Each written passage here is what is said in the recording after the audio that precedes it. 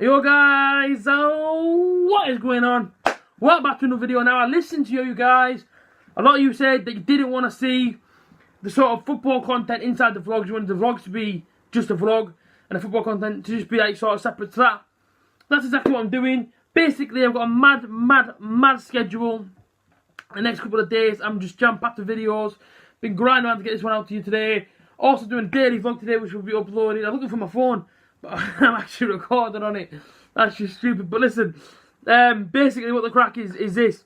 I'm basically getting my daily vlog sorted whilst I'm making this video. So after I make this video, I'll be then going to do my daily vlog, upload this video, then upload the daily vlog after I've edited everything else. Yeah, and then tomorrow the Leeds United preview comes out along with a daily vlog as well. It won't be as long tomorrow night because tomorrow night I actually do have plans with a few friends, so it won't be such a almost like a long vlog tomorrow. But I'm going to try and capture the Carabao Cup draw in the vlog as well tomorrow night. But as I say, for this one now, it is of course the player ratings, and I've had to put the review. Oh, should I say? Well, normally we go the review today, player ratings tomorrow. But with us playing, obviously on Friday night, it's kind of hard to cram it all in day by day. So basically, I come to you today with the review, with the player ratings, which I will get into the player ratings later on in the video. For right now, let's talk about last night's match. Rochdale, first of all, take me out to all their fans that travelled down. I know it's only 2 and a bit hours away, but listen, man, it's still credit to them. It's a Tuesday night.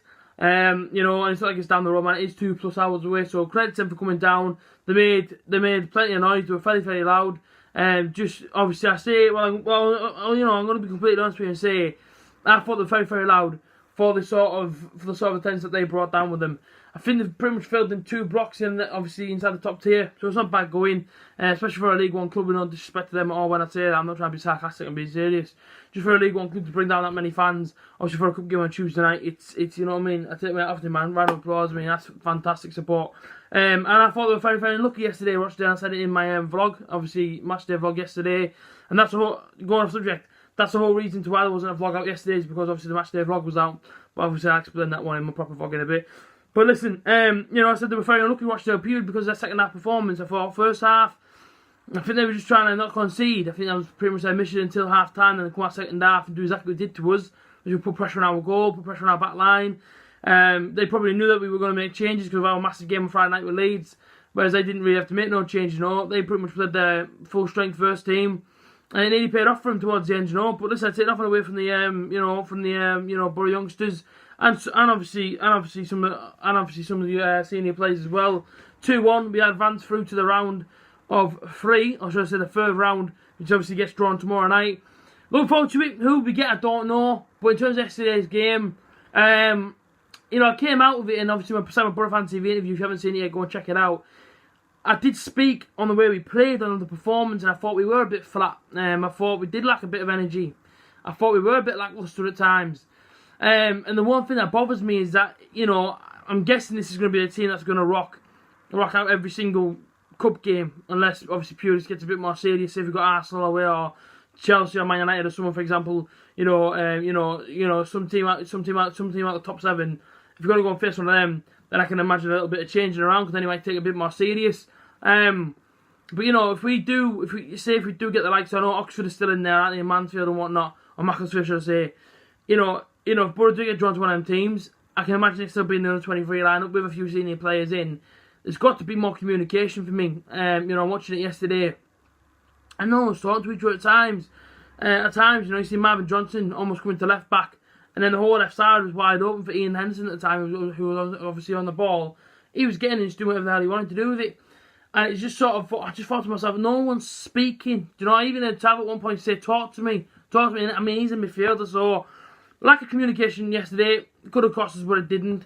But that's not be a negative. I'm just trying to think about scenarios.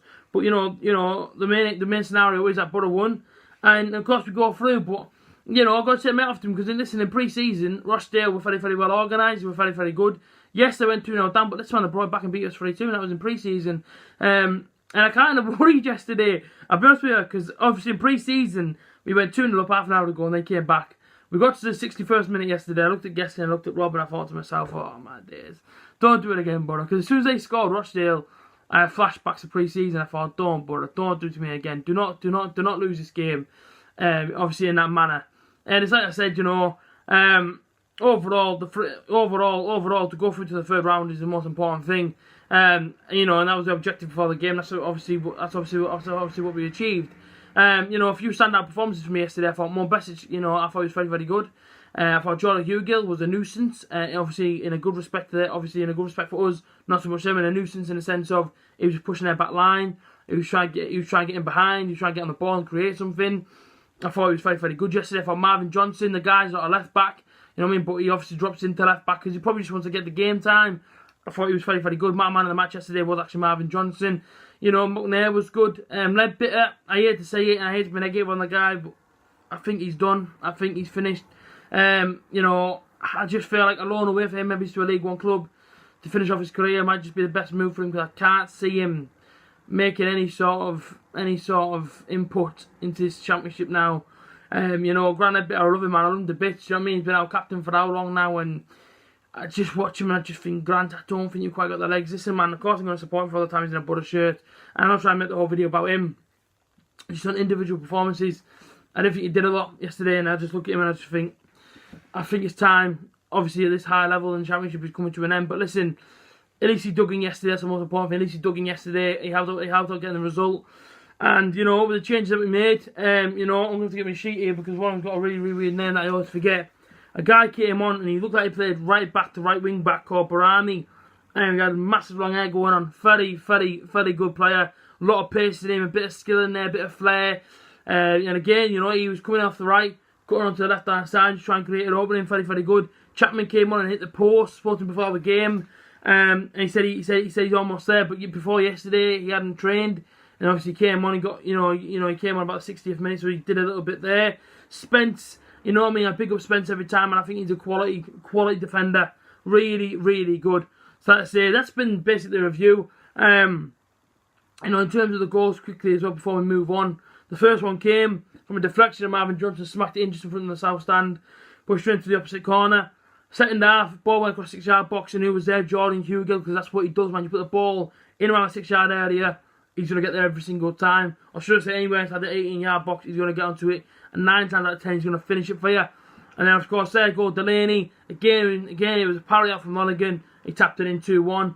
And that was it. So that's basically the game. But in terms of the player ratings, quickly, I'm going to go through them now from everyone that played and every single sub that came on. Lanigan, obviously, was our goalkeeper yesterday. And you guys know my thoughts on him. But you know what? I didn't throw my hands up and say sorry. Because yesterday he kept us in that game. I gave him an 8 in this side review. I gave him an 8 purely based on his performance in the second half, mostly because, towards the last 15 minutes, man, I think they had 10 shots on target in the end, and he was just saving every single thing. The only thing I would say that's a bit negative on him is that when he saves it, he parries it into the 6-yard box, and it can always be dangerous. That's exactly how Delaney for Rochdale scored, the centre-back. I think it's really, really important now that if he does save it, he pushes around the post, or he tries to get 2 hands on it. But listen, decent performance from him yesterday. He certainly redeemed himself for that Notts County absolute farce. And well done to him, man. Credit to him for keeping us in the game yesterday. Of course, we have Mamutovic, who played right back yesterday. Gave him a 7. I picked this guy up, man. He is really, really solid. I love that guy, man. Honestly, man, I love watching him. He's a young kid. Hope he doesn't go on loan. I'm hoping he gets a bit of a first team sort of, even if it means being on the bench room, but travelling with the squad in the first team. I'd love to see that for him. Daniel Ayala, he came in. He did what he needed to do defensively. The back line sort of listened to him and Johnson the most. But he did well. I gave him a 7. Along with Mamutovic, we got a 7. Wood was obviously there as well, a young 16-year-old, and it's amazing to see him, a 16-year-old, play for the Boro. I gave him a 7 also. We had Paddy McNair in there, who I thought first half, he almost played the Johnny Howson role. He's picking up the ball and running to the space. He's trying to create an opening. I gave him an 8, because I thought he just went on that a little bit further.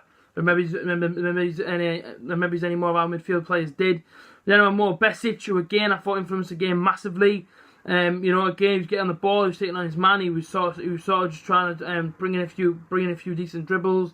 He was showing off his skill as well, getting past his man, wasn't afraid to take a player on. I gave him an 8. Grant Ledbetter, who I've just said about, I gave him a 7. I could have given him low, but you know what it is, everyone averages from a 7 to a 9. Ledbetter got a 7. I can't talk any more than what I have on him. I just think he's done, man. I love that boost. I love him, man. He's a Boro player. He's captain. for how long at this football club, but I just feel like his time might be done on Teesside. Johnson, I gave a 9 for his goal, and just his work rate alone was unbelievable down that left side. He kept beating his man, kept putting balls in the box. He was hungry to try and get in the ball, so I gave him a 9. He was my man of the match. He was the highest rated actually in his player rating. Tav got a 7. Disappointing his performance. I expected a little bit more from him.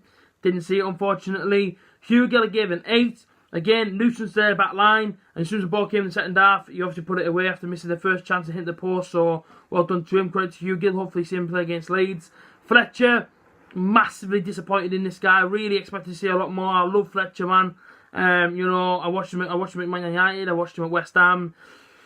Yes, it was an off game, but I'm very, very disappointed. I thought this was his chance to try and impress Pulis. And for me, he didn't do that, so he gets a 7. The sub that came on, Chapman, he's recovering from that shoulder injury. Hit the post in the second half as well. Took it first time. Very unlucky, got a 7. Spencer, I've just spoke about as well. With the dreadlocks at the centre-back.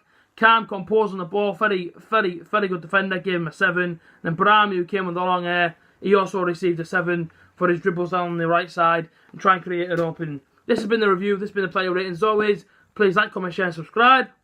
And yeah, I'll see you guys again tomorrow for the preview. Boro v Leeds. Up the Boro!